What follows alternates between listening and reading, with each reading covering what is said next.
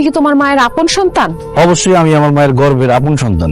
তার মেয়ের জামাইরে যে পরিমাণ ভালোবাসা, আদর করে, স্নেহ করে, তার 10 ভাগের 1 ভাগও তোমার প্রতি তার নাই। এই বাড়ি ঘর সয় সম্পত্তি যা আছে তোমার মেয়ের জামাইয়ের নামে সব লেখা দাও। আমি আর আমার বউ গাছতলায় গিয়ে থাকুন। একটা সুখবর আছে, আরে আমি আশার বিয়া ঠিক করে ফেলেছি তো। আমি বাড়ির থেকে যাইতে না যাইতে আমার না জানায় তুমি তার বিয়া ঠিক করে ফেলাইছো। গয়নাগাটি তো কোনো কিছু দেখতেছি না, কান গলা হাত সবই তো খালি, কিন্তু হুন্ডাটা তো সামনের পরেই আছে। ওনাদের কাছ থেকে 15-20 দিনের সময় নাও। 15-20 দিন পরে আমি টাকা জোগাড় করে যতটুকু পারি গয়নাগাটি কিনে দেবো। তুই যখন গয়নাগাটি কিনে টাকা জোগাড় করতে পারস নাই, তখন তোর বউর গায়ের গয়না খুলে দিতে ক।